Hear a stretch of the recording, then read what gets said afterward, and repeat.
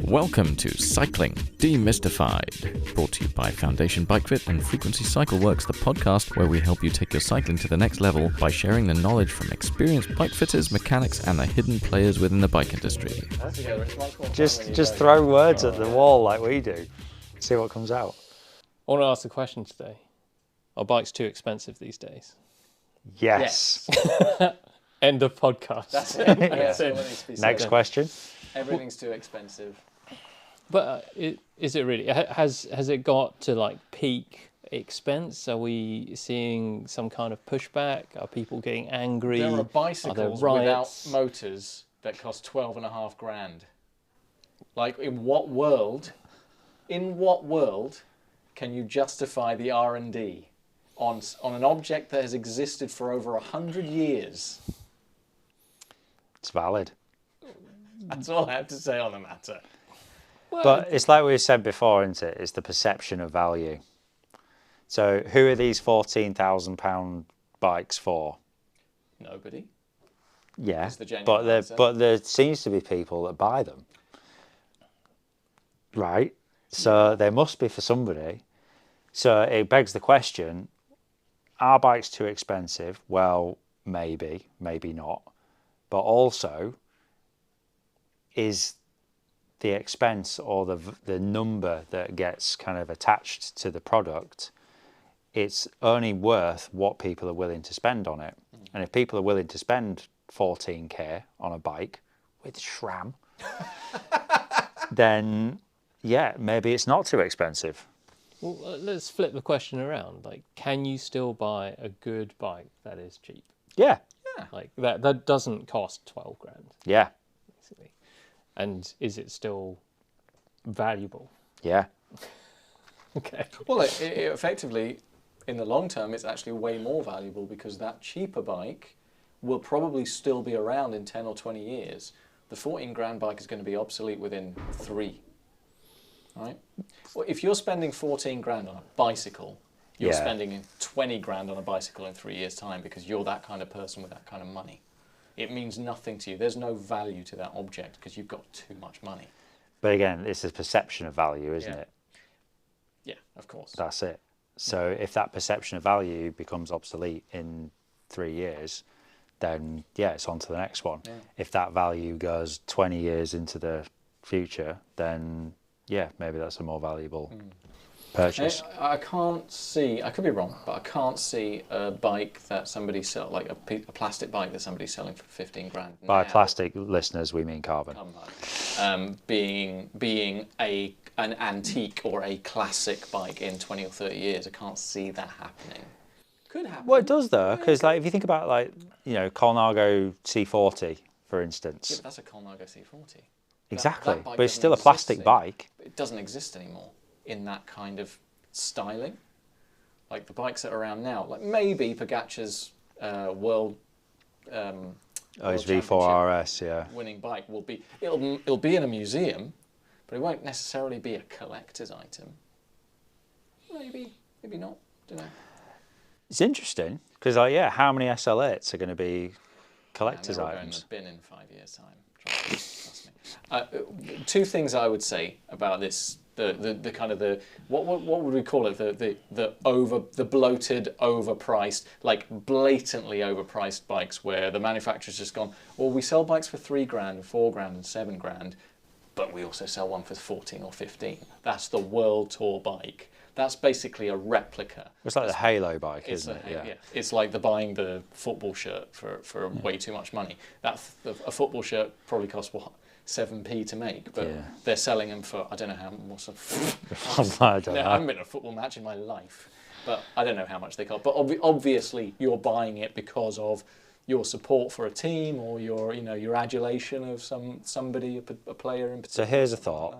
that. So these Halo bikes, which are 12, 13, 14, 15k, do manufacturers actually expect to sell any of them? Or is it just a mechanism for bringing everything up so that everything seems a bit more reasonable in the context of the Halo bike? So I'm thinking about track bikes here. So what's the 70 grand one? So the Factor, 60, 70 it's a penny short of $60,000. Right. So I think, yeah. on the website. They've got no interest in selling that bike because it costs them so much to make it. It's like, it's just not worth it. But AM1, they have to have it on there. Yeah. Because the has to be UCI, sold it has to be to sell same a with the certain- Hope bike. You have to make a certain number of units Yeah. available. And then the other thing is that it makes their time trial bike look Seem reasonable. positively cheap Yeah. in comparison. And it's the same kind of thing. So is it kind of like, are bikes getting expensive at the top end? Yes, in terms of like the Halo bikes, but are bikes getting more expensive as a result of these top end bikes becoming more and more expensive? Is the kind of the floor being pulled up, if you like, so that, we've had this discussion on the pod before. It's like, you go, it's 2014, you go into your local bike shop, you can get a bike with Ultegra mechanical shifting and half decent alloy wheels and probably have change out of two and a half, $3,000. I remember Cervelo R3, like 2014, came with like 6800 throughout, Mavic wheels, and FSA like mid-range finishing kit, and you get change out of 3K. You need some slippers and a pipe right now. You can't get anything for 3K now, really, that's kind of that level. No. I mean, you can, but Well, you're not getting an Ultegra spec yeah. bike for 3K. Like, Because Ultegra has changed. yeah, exactly. It's all completely, changed, so- but it's not kind of like coming up, like you said, bloated, like Yeah. inflated or whatever. Bikes aren't going up in price with the rate of inflation. They're not going up by like peak 11.6% or whatever the hell it was. Whatever they claim. Yeah, they're going up like, dramatically. So- 3, 4, 5 times the rate That's the of advantage inflation. of being able to do that thing. I don't like using car analogies on our bicycle-focused podcast, but manufacturers racing, sports car racing. So certain things like rally cars and touring cars and various other types of sports car is like part of the rules are you can race this car, but it has to be a model that It's you a production also sell. car. It has to be a production. Yeah. So there are some cars out there, Subaru WRX and various other things, where they're silly prices. They're tuned ridiculously. They're not a daily driver. They're not a car that you'd want to live with because they're ridiculous. They don't do very much mileage on a tank of gas, but they have to sell them in order to participate. But you'll get the odd plonker, like And maybe use they it. sell 10 a year. Yeah.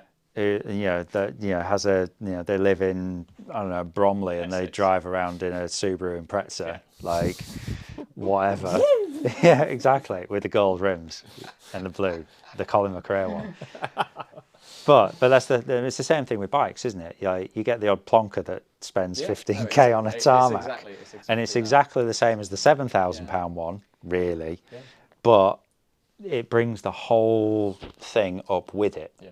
And that's like my take on like why things are getting so expensive. If the top gets pushed, the floor, everything else comes up with it. And that's where things... And also it's kind of magnified because of the fact that bikes don't get subsidised like cars.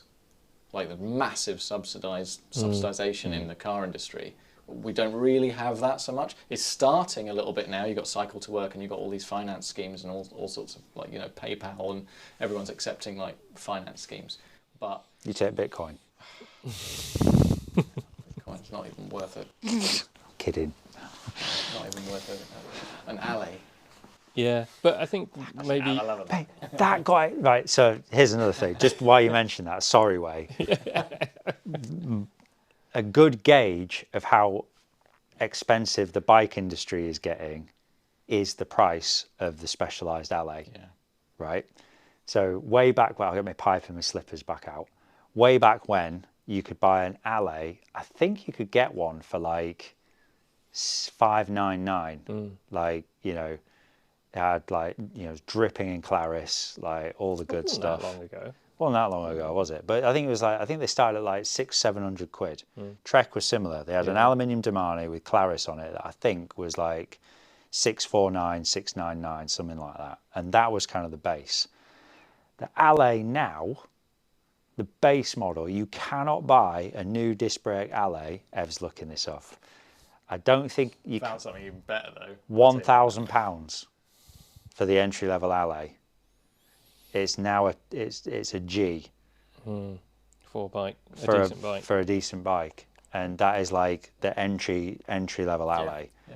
So that kind of like gap in kind of, you know, it's insane. Well, it's not insane, but it's like it's significant. Tell you what though, Go on. Balf's have got an alley Yeah. for 500 quid. Yeah, but what is it? It's got rim brakes. It's got rim brakes. Yeah. And it's a 44. It's the only one in Yeah, stock. exactly. So, but that's the thing. It's like, how much are the other sizes? They're all out of stock. Yeah, but how much are they? Apparently 500 Apparently quid. 500 quid. Obviously, they were never 500 quid. But RRP, that bike was what, 600-700 quid, something like Yeah. that. Yeah. So, you know, if you're kind of like topping up by that by like a third, you know, that's a significant jump. And I don't think it's just purely down to price, but maybe some of it's a trickle down effect from like the top end bikes, which are more, air quotes, performance orientated, and therefore everything's hidden, all the cables are there, like kind of routed through the frames, and so even the entry level bikes are designed to look and emulate those top end performance bikes, and you know, where there is no need.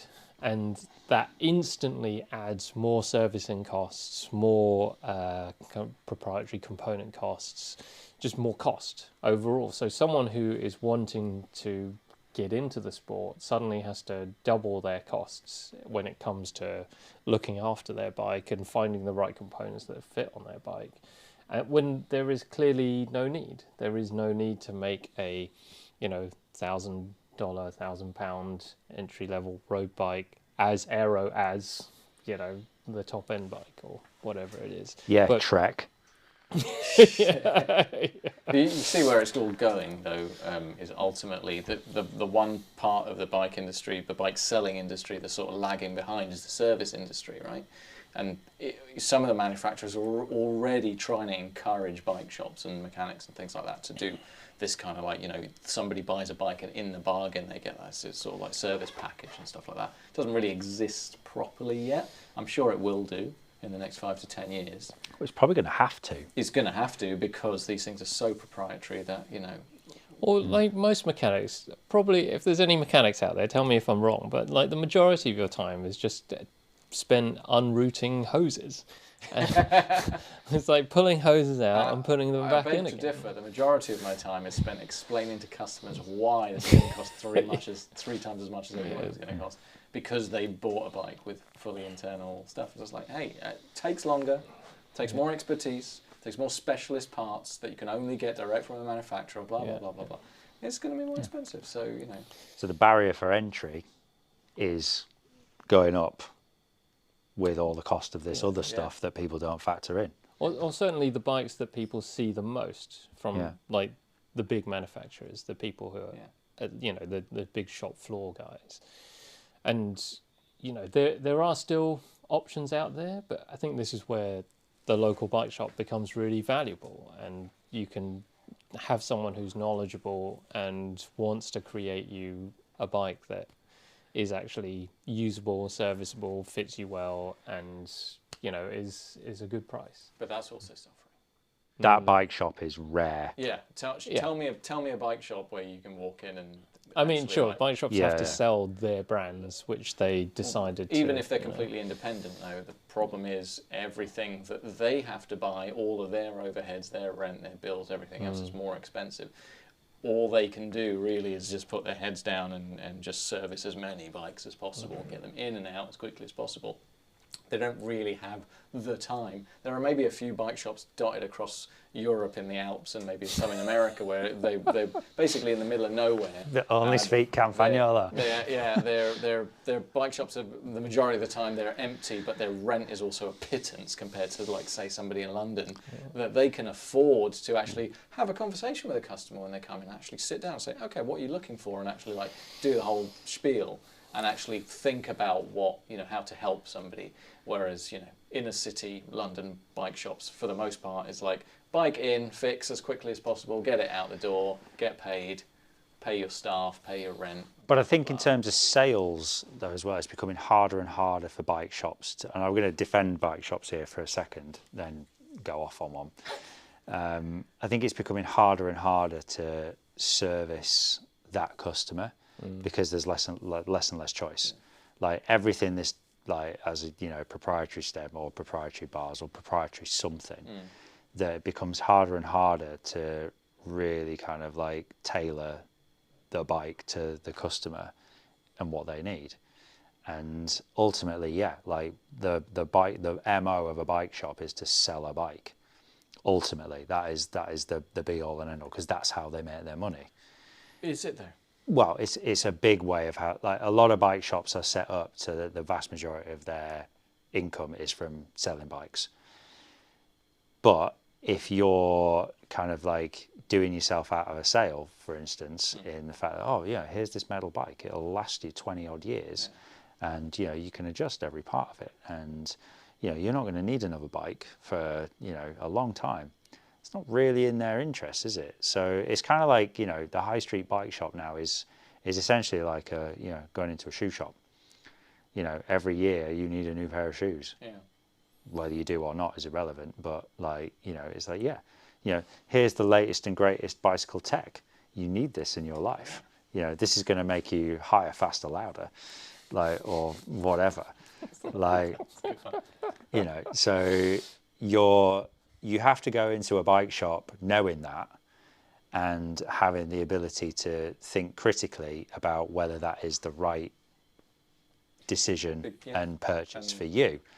And if it is, fantastic, crack on. If not, then you need to figure out what is and where to go to get A, and want that advice, and B, and two, that product. I've got a word. Go on. It's called trust. Yeah, but you build trust with if you build a rapport with your local bike shop, it is worth its weight in gold. But I think this is what people are up against. I don't think there's that much trust out there. I don't trust anyone. There's an interesting sort of cabal online of bike shops. It's a bit of a crossover between, we were talking about this earlier, between Americans. They have a very different view of how to run I went business. into a bike shop in America once. Did you? I'll tell you about that story later. Did you come But out with a trek? no, carry on. I was a trek shop actually. So every shop in America is a trek, like every restaurant is Taco Bell. Most people won't get that reference, but the problem with a lot of the bike shops that focus on selling you a bike is that they've only got so much stock. They can only focus on so many brands, right? The level of trust is affected by the fact that if you read forums online of disgruntled customers, I went into this bike shop and they didn't treat me very nicely. Okay, why didn't they treat you very nicely? Were they having a bad day? Were you having a bad day?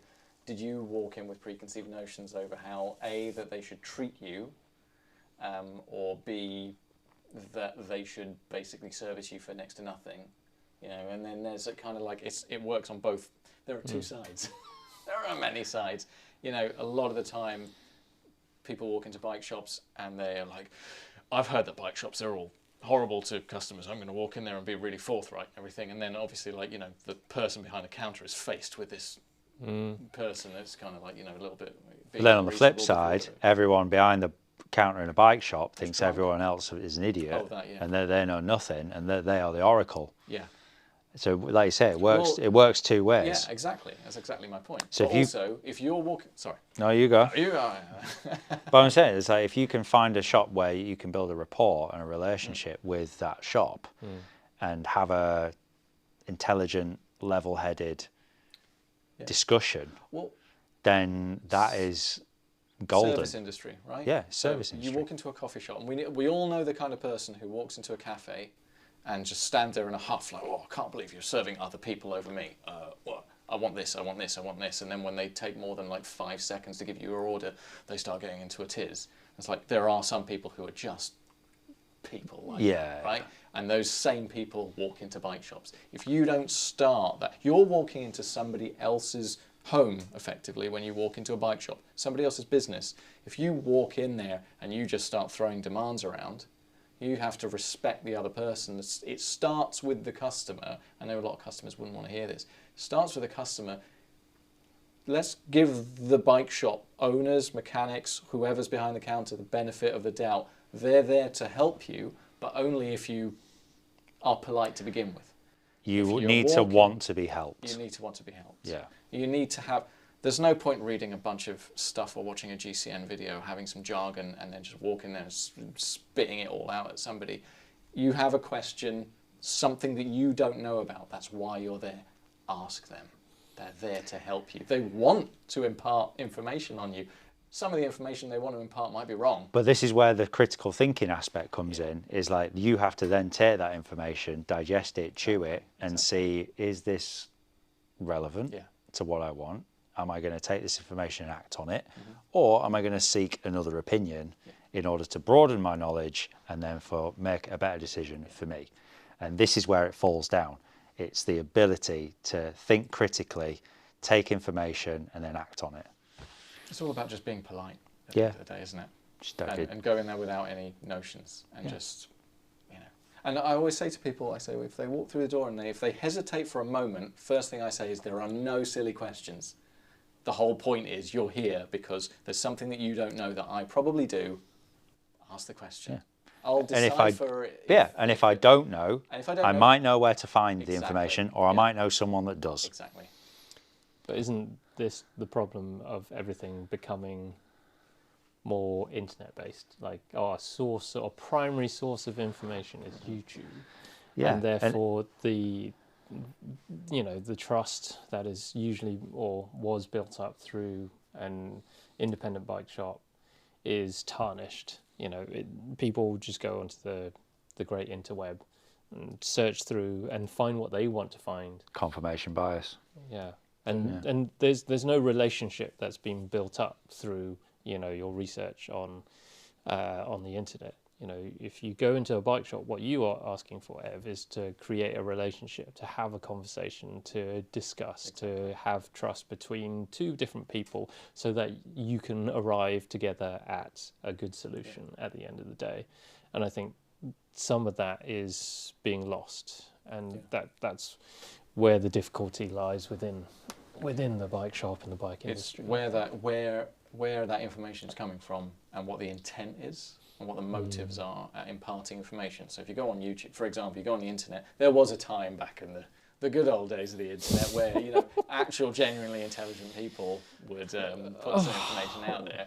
Now, it's the Wild West. The people that have the knowledge, they're busy doing actual jobs, actual work, and they don't really have time for YouTube channels and podcasts and stuff like that. What are we doing? What are we doing? Put it this way, you're more likely than not to get misinformation if you just search for something on the internet. You go through YouTube, you go through it. There are some really, really good channels. There's some really good, like, you know, bike-related channels, but there are the majority really crap ones, right? So it's really difficult to decipher that information because everybody wants to be right on the internet and everywhere else. So when you you watch a bunch of stuff and then you kind of like, you get this bunch of information and you go to somebody else and they'll tell you, that's all rubbish. I mean, I'll tell you that's all rubbish as well. But, you know, the difference is I'm right, they're wrong. So there is this kind of quick, what's the word for it? The kind of like, you know, I want everything, you know, as quick as possible. I want everything now. Kind of like idea, like every time. Look at it this way. Google have destroyed themselves with their AI stuff now. This is like, you have to scroll further down before you find anything relevant, right, when you Google something. But also, before they even destroyed themselves with that, they started going downhill when you ask a question, and the first thing you see is a bunch of videos. I don't want to sit through a video of somebody who's probably not very well informed, but has the time and the inclination to have a YouTube channel, film themselves, telling you stuff. I just want it written. I just want it bullet pointed. You took a breath. Did you hear that? Yeah, I've been looking at this recording. It's quite astounding. I'm a little bit bitter about it. because part of my job is quite often you come across things that you've never seen before, or you might have seen something similar, but they've changed something or something new's come out. You have to search for this information. If I go and want a tech doc or something like that, or some exploded diagram, can you imagine the kind of keywords I have to figure out, and like before I actually get to the actual real information, where I'm just like, all the stuff up front is just this load of rubbish, basically, from amateurs who don't know what they're talking about, before you actually get to the real crux. So is cycling getting more expensive? Because it takes me longer to do Google searches, I have to charge more. Certainly getting mentally more taxing. That's what I'm getting from this conversation. That is true. It's a really, really valid point, because, okay, I don't speak as a mechanic. Every different bike that comes in, all the new stuff, it's more than likely, maybe not so much for me anymore, because I'm seeing a lot of this new modern stuff come through here. But in most bike shops, particularly traditional local bike shops, what they normally get is stuff from 20, 30, 40 years ago even, right? They know everything's got standards, I say with air quotes, but there are certain ways and means of going around fixing a bike or servicing a bike, and all that stuff is changing. So, bike comes in, for a lot of bike shops, they have to look stuff up, and that takes time. They can't just start fixing your bike straight away, because they might break something. Yeah. You know? Do you think, well, yeah, it'll be interesting to see what happens in the near future. I feel like we are at a changing point within the industry, and certain kind of players within the industry are changing the game. I reckon there's definitely going to be more direct-to-consumer, both selling and servicing. But it'll just be interesting to see where the independent bike shop and independent bike fitters as another source of independent information, where we operate as an impartial player within all of this to provide people with information so that they can make the decisions for themselves. And bike shops are certainly doing that too. They're having to pivot to find different ways of building that trust back up. They're no longer just the place to buy bikes. They're the place to, for people to gain that information, to have their bike serviced, but also to find out, what is right for me, but also create that community. And that's why all bike shops have a coffee machine, and they want to get people back in. Well, unfortunately, COVID kind of killed a lot of the bike cafe type places, particularly Look Mum No Hands and places like that. That is the model that I think needs to be expanded going forward. But that doesn't make money. Well, it can, because a cafe can make a lot of money very, very quickly in a single morning. The cafe across the road has got all my money. Yeah. Right? But in terms of creating cycling hub sort of places, so rather than just, I've come in to get my bike fixed, it's not just that. I've come in because I want to drink coffee, I want to hang out, I want to maybe sign up for seminars and teaching and all sorts of other things, and also buy. Do people want to do that though? Yeah, boy, they I want don't know. They want knowledge. I mean, the thing is, I don't think they do. It's a slow burner, but I think there are a lot of people out there who want to. They want that kind of experience. Yeah, but they don't want to pay for it. So you have to charge them in other ways. You have to find ways of upselling things. Once somebody's Well, through this the is, door, but this is the thing. This is where there needs to be a mutual respect between, bike shop and customer, in the fact that this information isn't free. No, of course not. But if you, but like you say, if you're open to building that relationship, then you might actually pay more for say you're looking for a new bike, you might actually pay more for it if you buy it through a shop. Yeah. But then the value in that is that you always have a bricks and mortar place to go if and when something goes wrong, if and when you need something servicing, if and when you need information. So that initial extra cost, in quotation, air quotes, that initial extra outlay that you might put forth in the form of the bike can actually help you down the line in building that relationship to service your ongoing cycling needs, if that makes sense. So is cycling getting more expensive? It depends. It depends on what you value. Depends what you're getting out of it. And it depends on what you're getting in return. Yeah, exactly. And people already understand that model, because if you go into Pret a Manger and you want to eat in, you pay more. Yeah, you never eat in. I know. You always tell them, I'll take out, and then you go to sit in the corner. Always take away. You just hide in the toilet and eat your sandwich. Oh. But that model, what I'm saying is that model already exists, which is that you're in the bricks and mortar shop. They charge you more for the privilege of sitting at their tables and getting cleaned up after you. But Like people are grumpy about it. Right? Yeah. I'm grumpy about it. But it is a thing. Yeah. So that again, that whole thing, there are a lot of people out there who really value, particularly older people, who really value human interaction. But is that going to change as the next generation comes up, where they're only used to speaking to people through their phone? They don't like phone calls. They don't like talking face to face. They're all. But this is the tricky thing, isn't it? Of where, like, you know, like you were saying, where like the pivot may need to happen. Is it like, right? How do people interact? How do you engage and still get a good result or a good solution? Yeah, you just got to figure out how to create those relationships. Like if you think about from, you know, all of our businesses, who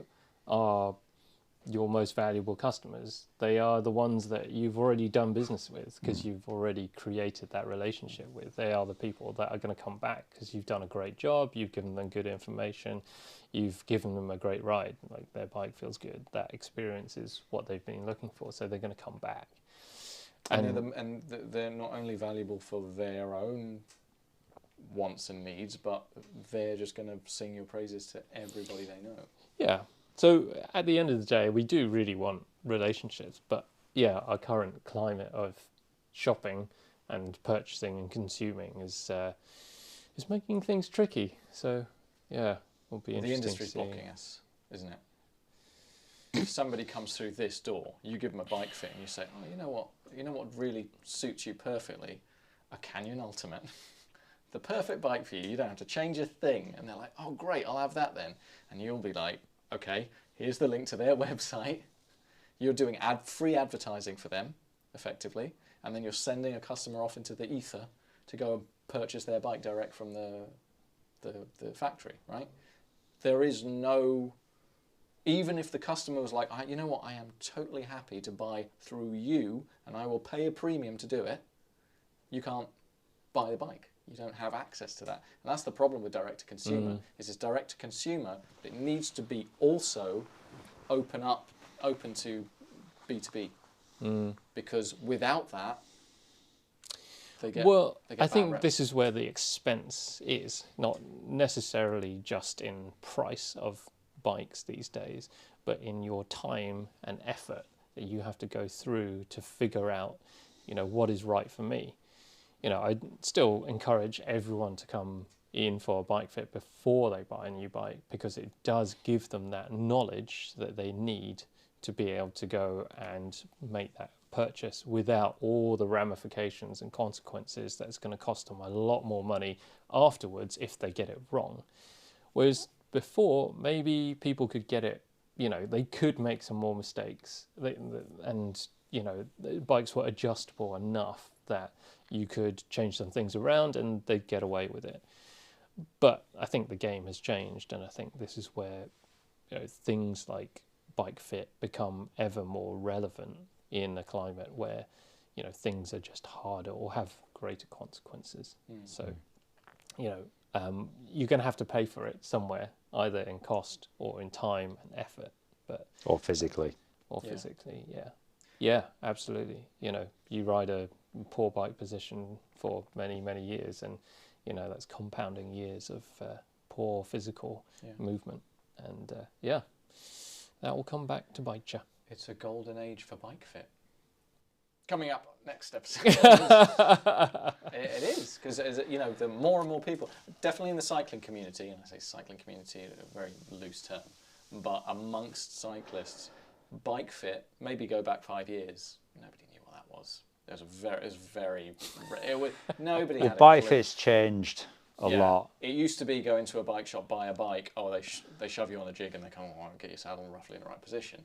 and they send you on your way and maybe charge you a premium for it. Now, fully featured, extensive bike fit that's not only your position on the bike but your body, this is the thing. This is a conversation for another day. Yeah. But what is bike fitting? Yeah.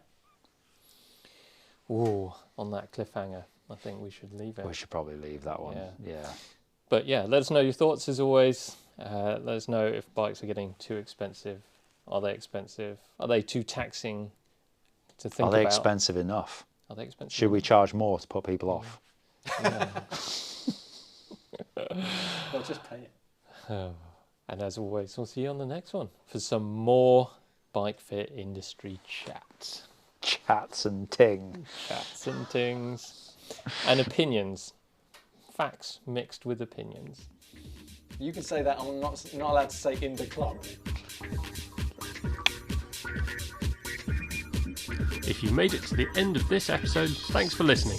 If you enjoyed what you heard, do leave us a rating or review, as this really helps other riders find our podcast too, and motivates us to keep making more episodes. Thanks for your support, and catch you on the next one. Suffering from numb hands, tingling toes, and any other persistent discomforts when you ride? These are all signs that your bike fit could be improved. If you're bike fit curious, get in touch with Way or Matt by emailing info@foundation.fit or finding them on Instagram @FDN_bikefit. Finally, for all your bike servicing needs, custom dream bike or hand-built wheels, go to www.frequencycycleworks.com or find me on Instagram @frequencycycleworks. Until next time, keep on spinning.